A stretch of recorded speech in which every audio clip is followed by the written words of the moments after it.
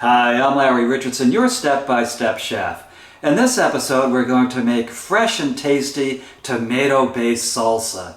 Now, this salsa is so fresh, I can almost guarantee that after you taste it, you will not want to go back to most jarred or canned salsas. They just won't taste as good to you. This is delicious, it's nutritious, and it's a lot of fun. So come on, let's cook. And here are the ingredients for our fresh salsa. First of all, we are going to use 1/2 of a sweet onion. This will come out to about a 1/2 cup chopped. We're going to use 1/4 teaspoon of salt. We're going to use a teaspoon of vegetable oil. We're going to squeeze 1/2 of this lime into it. We're going to use 1 garlic clove. Now the garlic clove can certainly take over this salsa, so if you don't like garlic, you can leave it out altogether. And if you like just a little bit of garlic, then use 1/2 of your garlic clove. We're going to use 2 ounces of this green chilies. It's fire roasted and peeled and diced. Now this is the hot version, and I like my salsa hot. If you don't like yours hot, then certainly get the mild green chilies. Just make sure they're fire roasted so they have that little extra zing to them. We're going to use 1/2 cup of this cilantro, and we're going to use about 1 cup to 1.5 cups of chopped tomatoes. And all of this is going into our food processor, which will work it down into a very smooth salsa. So let me show you how to put it together. Okay, since we have a food processor at our disposal, and you can also use a blender if you want to. Just make sure you know how to get that blender not to absolutely liquefy this salsa. You want it to have a little bit of presence.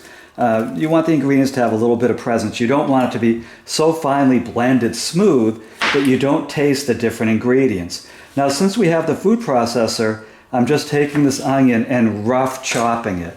And I do this just so that the food processor blades can get a good hold on it and pull it apart. So again, all these ingredients are going right into the food processor. And now with the tomatoes, what I'm going to do is cut the tops off of them, then cut them in half. And in a moment, I'm going to take all of these and clean out the seeds, clean out the pulp, because to tell you the truth, the pulp will add way too much liquid to the salsa, and I don't like a salsa that's just sloppy wet. So let me just keep cutting these down. And again, then I'm just going to take them over to the sink and get rid of the seeds and the pulp.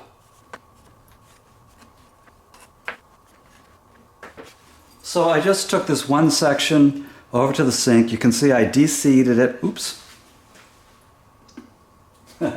There we go. So I de-seeded it and I removed that loose pulp just so the salsa doesn't come out too wet. Now I'm not going to bore you to tears, so I'm just going to take a break and clean out the rest of these, and I'll be right back.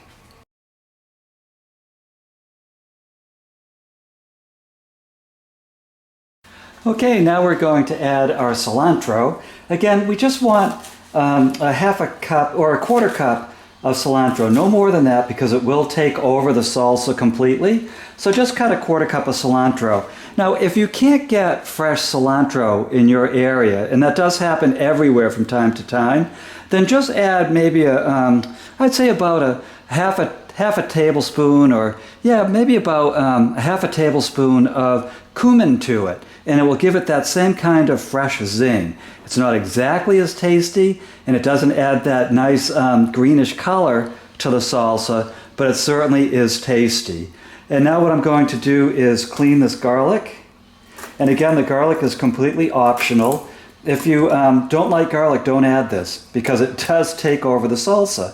And sometimes I do just add 1/2 a garlic clove because I don't want that garlicky taste. And I also, maybe I have a meeting that afternoon or the next day. So in this case, I'm just going to take the garlic, there's that clove of garlic, and just cut it in half. There we go. And then cut it into 2 pieces again so it mixes in very nicely. And then I'm going to add our 1/4 teaspoon of salt. That's going right into the top. And our teaspoon of oil.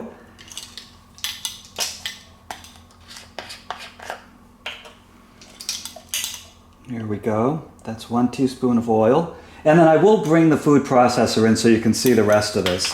I just want to add these ingredients really quickly. And then the last thing I'm adding prepared is our 2 ounces of the roasted green chilies, which adds a nice little complexity to the salsa. So that is half of one of these little 4-ounce cans. And then the final thing I'm going to do is take this lime and squeeze it right into the food processor mix. Okay, and now I'm going to bring the food processor over so you can see how it mixes up. And here is our food processor. Now, this is a Cuisinart, and these are really coming down in price, especially this mini model, which I use all the time. I got this for $20 on deep discount. So make sure that when you use your food processor that you lock the cover down. And you can see, here's how it locks. It has that little lip to it. So I just go like this, it's locked in. The cover is locked on, and the bowl itself is locked onto the food processor. And then all I do is press chop. And the food processor does all the work.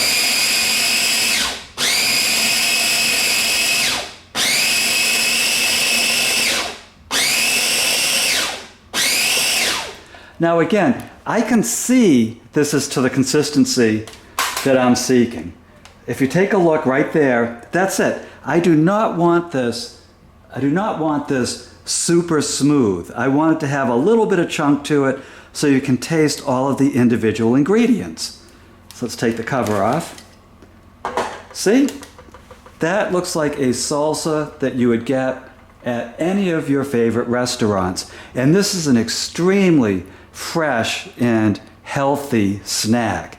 Just don't go overboard on the chips, or maybe buy some of the healthier chips to have with it, but this is really tasty.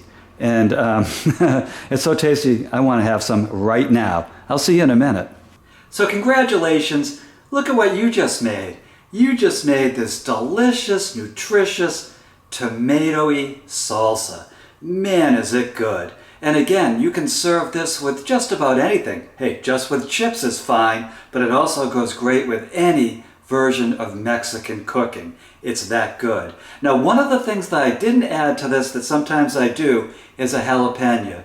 I'll take a jalapeno, cut it in half, take the seeds and the core out, and then I'll just throw half of it into the processor. And that makes this a hot salsa. So you want to do that to taste. So don't add the whole jalapeno the first time, just make sure that you like it hot before you give it a try. So you can find the recipe, the written recipe for this on my website, stepbystepchef.com. There you're also going to find recipes for dozens and dozens of different dishes prepared the step-by-step way. You will find a written version of the recipe and also a link to the YouTube video. So I hope you will visit my website. I am your step-by-step chef, and I'll see you in the next episode.